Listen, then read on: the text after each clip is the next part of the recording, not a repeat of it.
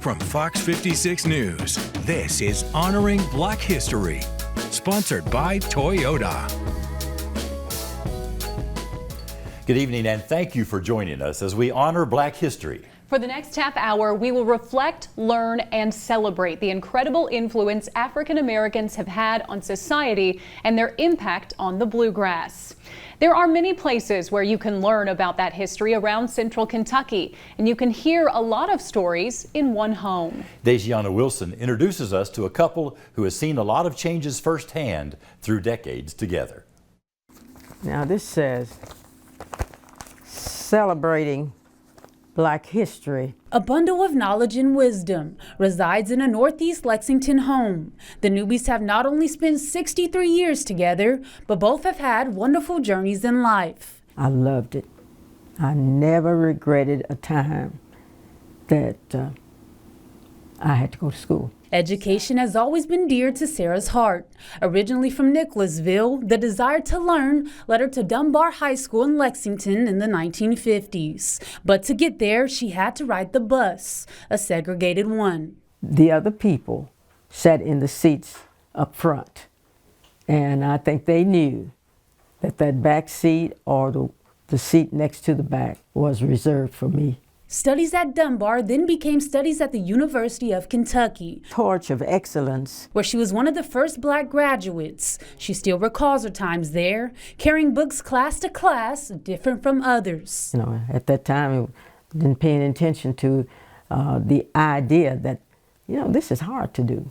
The one who loved to learn became the one who loved to teach at Mary Todd Elementary. Again, one of the first Black teachers there. She spent 5 decades teaching children. It's a great opportunity. For her husband, this is me. Life has been full of opportunities. Born to sharecroppers, Lewis still recounts the days on the farm. I didn't know what we were doing. I just hipped Dad. And when we raised tobacco, I was at the age where that I could do the work with them. But life outside of Keene began early, and although he has several things to be proud of, one stands out most. The one with the stripes up there. Dr. Newby was a chemist and a pastor. As for his time in ministry, it was partially shaped by a notable figure making waves around the world. I have a dream. I would always like to hear him preach or teach or whatever he was doing. And when they said he was coming to Kentucky, I was not going to miss it. And he kept his word. A small push from the back by 2 young ladies caused Lewis to bump into MLK. A brush with greatness, Lewis says he will never forget and spend his life modeling. I went to places. I went to Europe and different places here in Lexington. And just pretending I was he. Man of the year. Ooh. 2 lives joined together who both witnessed and made history in the bluegrass. In Lexington, Dejiana Wilson, Fox 56 News. It's often said that books have the ability to take you anywhere. One Lexington woman is keeping that history alive through words on a page, making sure names, people, their faces, and stories are never forgotten. The People's Porch is a mobile Black library archive that specializes in rare and vintage Black literature. Nubia Latifa is the owner and curator of the People's Porch. She says she's been collecting her whole life and learned from her grandmother. Latifa has a variety of historic pieces, including records, jewelry, novels, poems, and magazines. Instead of going to the people with only a fraction of her items, Latifa's ultimate goal is to have the people come to her in a non-traditional house museum where she can proudly display all her collection has to offer. Why shouldn't we have accessibility to see it, and not just in a museum, like in a way that you can actually functionally, like you want to be able to touch it, you want to be able to spend some time with it. I want people to be able to sit, read the materials, buy some stuff, have an art gallery, you know, of Black artists, those type of things that increase the accessibility. Latifa says she hopes the items will light a spark in the people who interact with them to pursue their own dreams or start a collection of their very own. The University of Kentucky has established this month 160 years ago. but the school has only been open to black students for less than half of that time. Tyler Melito introduces us to the man responsible for integrating the university and creating the UK we know today. I have always been a believer in having a piece of the pie. I think that our country is the finest country in the world. Could be better, should be better, got to be better, but it's not going to be any better than what we make it be. Lyman T. Johnson was a lifelong educator. He taught high school in Louisville, Kentucky. Throughout his life, he was a passionate believer in equality. In 1948, Lyman T. Johnson applied to enroll at the University of Kentucky. He was denied.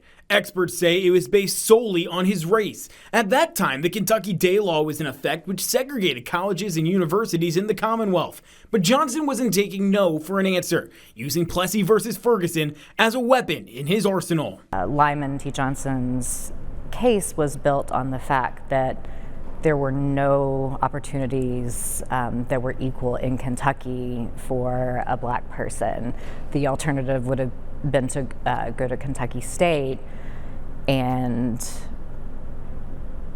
it wasn't the same as the opportunities that were available here at the University of Kentucky. Johnson's persistence is a trait the entire University of Kentucky community can admire today. You know, he wasn't doing this for himself.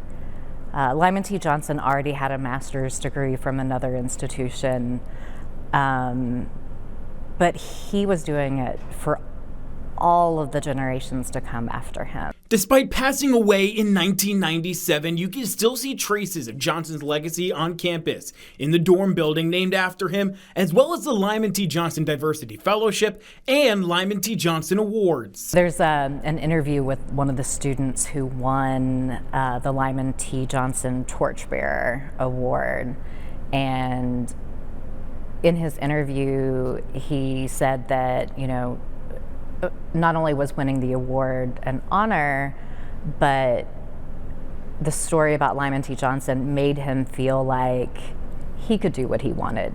That doors, even if they weren't open for him now, that he could help open those doors. In Lexington, Tyler Melito, Fox 56 News. A mayoral race in Madison County ended with historic results in 2018, with Richmond electing its first black mayor. Dr. Robert Blythe's political career began in 1973 when he ran for Richmond City Commission at just 23 years old, even though, according to election law at the time, he was technically too young to be on the ballot. He ran again in 1977 but fell just 11 votes short. Dr. Blythe started his career teaching math and French, then as a professor at Eastern Kentucky University. Soon after that, he felt called to ministry. Dr. Blythe circled back to politics in 2002 and ran for City Commission again, where he served for 16 years. He ran for mayor in 2018 and was re-elected in 2022. He says when he ran, he wasn't thinking about making history. He simply wanted to serve his city. It's awesome to see that those children and those teens are genuinely interested in what I do. Some of them have even said, I think I want to be a mayor someday. I think I'd like to serve on the commission. I love going to the kindergarten academy. I get to go 2 or 3 times during their school year. And if I'm walking down the hallway and I pass one of the classrooms where I visited before, I have to stop and laugh, because you'll hear the little ones in their inside voice say, the mayor's here. I love that when little tykes know who the mayor is. Mayor Blythe is currently in the second half of his second term. Horse racing runs deep not only through Kentucky history, but generations of African Americans. In Scott County, Georgetown is honoring one of the industry's best blacksmiths. Krista Spadaccini introduces us to Terry Thomas and how he hopes to preserve the sport's colorful past. Well, I got involved in the horse industry. It's really a long drawn-out story. Nearly 30 years of experience shoeing and trimming for high-end thoroughbreds across central Kentucky. Terry Thomas got his foot in the door with help from Johnny Collins. a beloved blacksmith who worked on champion racehorses, including 2010 American Horse of the Year, Zenyatta. Thomas's reputation, top tier as well. I can say this, and I'm comfortable in saying this, I'm one of the best black blacksmiths probably in the world.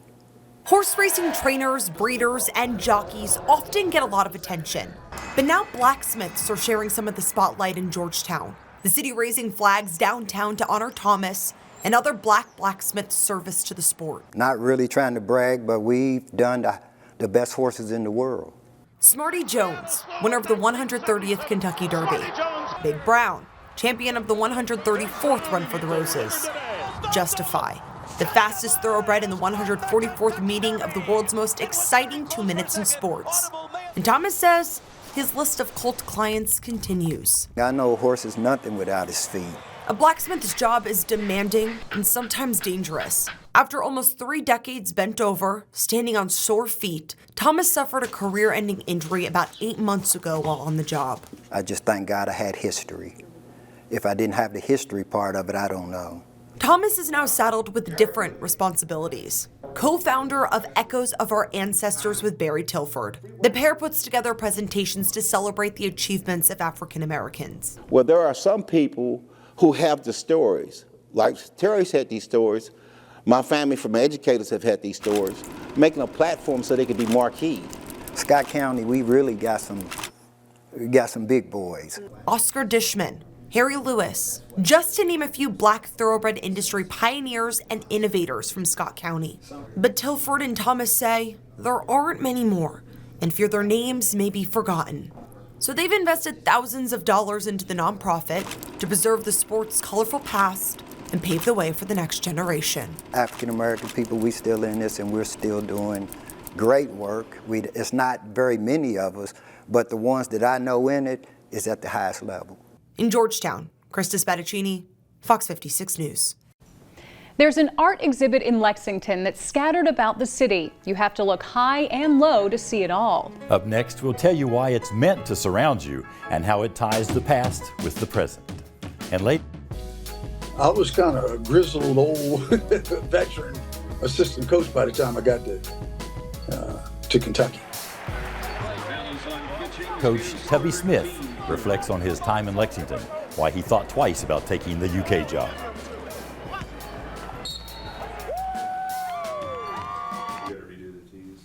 It doesn't need to say that later and coming up both. Right. That's why yeah, okay. What was wrong with it though? Why do we have to redo it? They stumped.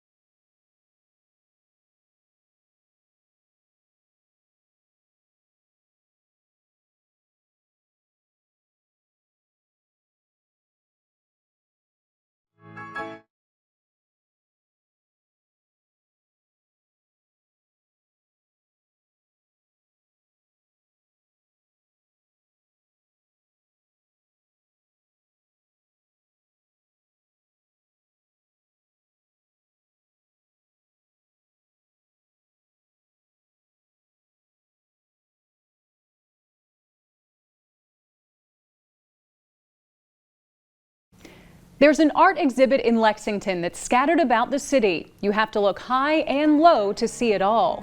Up next, we'll tell you why it's meant to surround you and how it ties the past with the present. I was kind of a grizzled old veteran assistant coach by the time I got to Kentucky.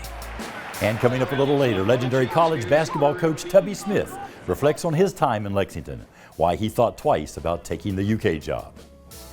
You're watching Honoring Black History, sponsored by Toyota.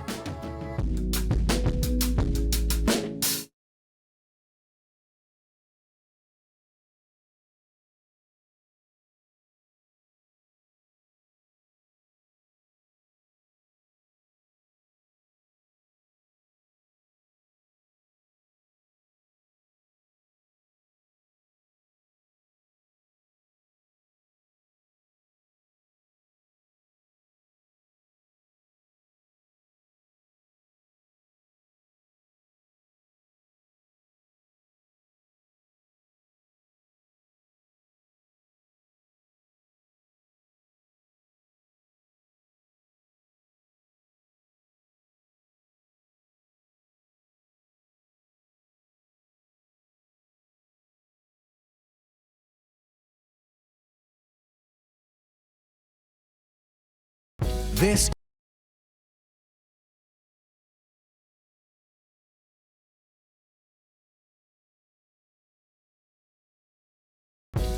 is Honoring Black History on Fox 56. Welcome back. Sometimes the best way to learn history is through art. A public exhibit in downtown Lexington aims to make anyone who sees it think about the African Americans who helped shape the city. That project is still evolving nearly 10 years after its start. If you walk around Lexington's old courthouse, you may feel as if you're being watched. There are ghostly figures in many of the windows, tapestries that represent the ancestors who helped build the foundations of the city, and people who were bought and sold in this square, which housed a large slave auction block in the early and mid-1800s. In November of 2016, I looked out my window, which my windows looked out onto the old courthouse, and I had a vision of an African mother and child that moved from window to window like points of light. And when I saw it, I knew that I had to do something with it. That was the beginning of the I Was Here project. Incredible people have come and gone. Yes. Artist Marjorie Guyon teamed up with photographer Patrick Mitchell and got local models to pose for what they call ancestor spirit portraits. It's art in a public space, giving dignity to the people who came here by force and their descendants who became a force throughout our history. Barry Burton got deeply involved, first as a model, then as a writer and installations manager. It's the spirit side of this project that keeps me involved, because I tell Marjorie all the time, and I tell everybody that I talk to, that this is a spirit project, not an art project. If you go back far enough, you're going to find out that we have more in common than we do in differences. We are exactly who we are at this moment, but we're also a compilation of all the souls that have made us. Guyon realizes that some people have not really understood the purpose of the portraits, but now they can put it in context by visiting a new installation on the ground level of the old courthouse. These tapestries combine images with explanations, and soon there will also be a soundscape. Many come together as one. Passers-by will hear narration coming from outside speakers, written by people who've been inspired by that profound statement, I was here. My ancestors built this country. I stand on the backs of those that paved the way for me to have a voice. I was here. We are here. The exhibit inside the old courthouse will be unveiled this Thursday. There will also be an installation at LexArts in March. Coming up, it's a cultural landmark and a staple in Lexington that's played a significant role in the African American community. Allie Root takes us to the Lyric Theater, which continues to be the center of African American arts, entertainment, and culture. You're watching Honoring Black History, sponsored by Toyota.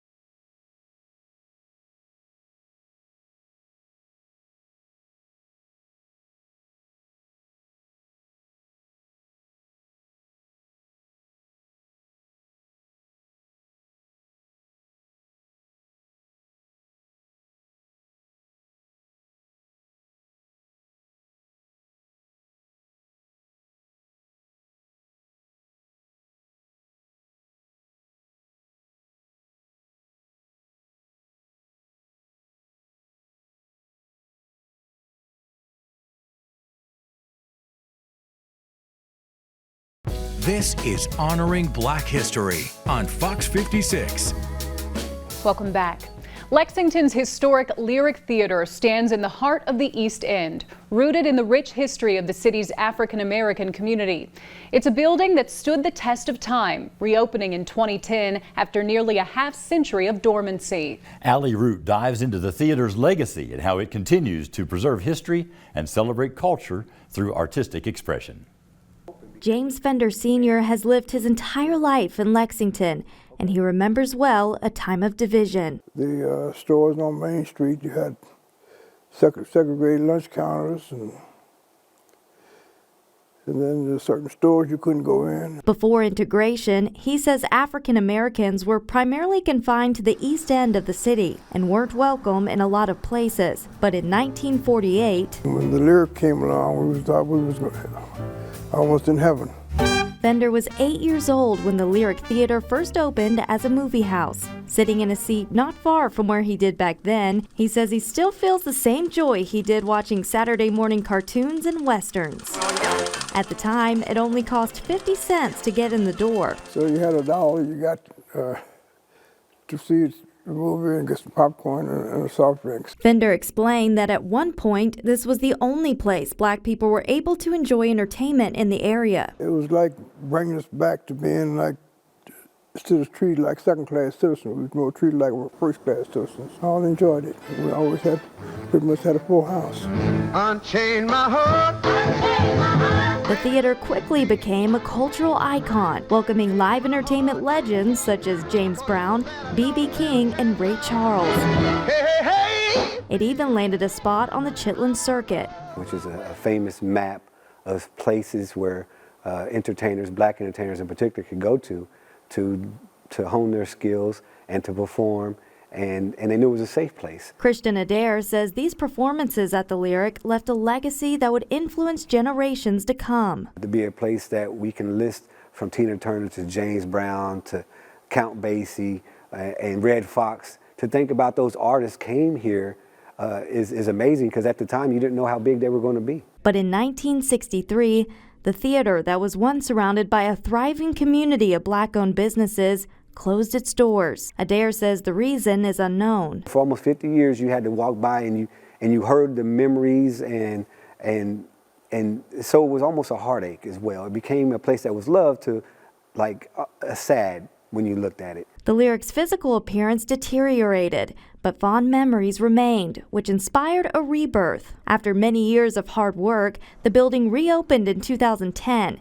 It's now called the Lyric Theater and Cultural Arts Center, a space that serves as an educational facility, museum, art gallery, and more. The community led the effort to open it up for everyone now, and everyone comes here. Every culture, every nationality, no matter who you love, comes in this facility and they use it. And that's what it's about. Adair says the theater continues providing new entertainment, all while staying true to its original vision of promoting love, diversity, inclusion, and inspiration. In Lexington, Allie Root, Fox 56 News. When he handed me that trophy, it was a remarkable feeling, and the ecstasy that you feel is a feeling I'll never forget. Up next, celebrating Tubby Smith, what the former UK men's basketball coach wants his legacy to be in Lexington. You're watching Honoring Black History, sponsored by Toyota.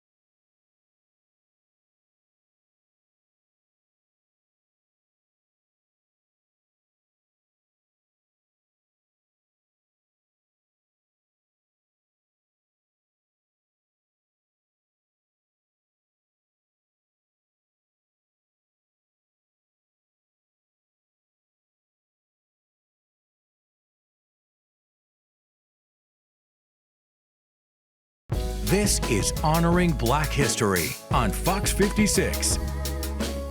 Basketball is a huge part of life in Kentucky. It doesn't get any bigger than UK men's basketball. Paul Jones caught up with one of the program's championship-winning coaches. Tubby Smith's toughness was born at an early age. One of 17 children growing up on a farm in southern Maryland, he had to learn how to battle. Well, you described it. You have to compete for just about everything, especially food, love, and affection.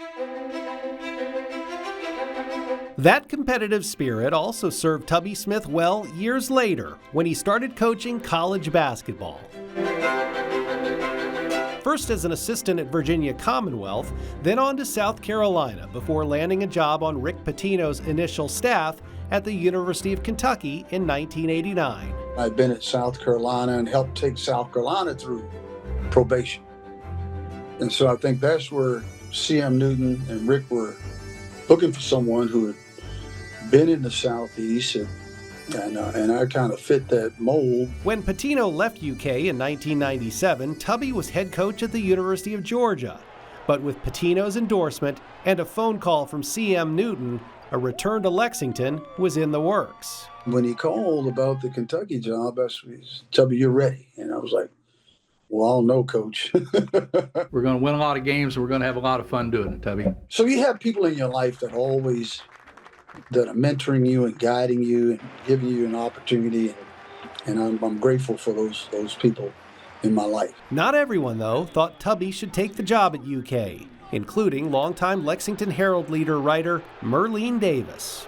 She wrote an editorial about Tubby, you shouldn't take this job. So never forget, because I don't think Kentucky's ready for an African American, for a black, and I was like, whoa. Looking back, Tubby says there were moments when that editorial seemed not too far off the mark, but he was determined to make his time in the Big Blue Huddle about more than race. I want to be judged on the content of my character, not the color of my skin. And C.M. Newton told me to Tubby, we see W's in green. And there were plenty of W's, including the school's 7th national championship in 1998. There was a moment of exhilaration. And I've always felt like I've been a servant. So anything I did was for the benefit of Kentucky athletics and Wildcat basketball. And for his legacy in Lexington? Most people, they really don't care how much you know until they know how much you really care about them, about what you're doing. And so that's what I would hope they would appreciate about Tubby Smith. Tubby Smith won 76% of his games in 10 seasons at UK, including that national championship. 5 SEC regular season championships and 5 SEC tournament titles are also on his resume. Plus, his name hangs in the rafters at Rupp Arena. All of that's a pretty nice legacy, too. Back to you. Thank you, Paul. A great story there. We hope you've enjoyed tonight's stories as we shine a light on some of the many examples of Kentucky's extraordinary Black history. From Fox 56 News, thank you for watching.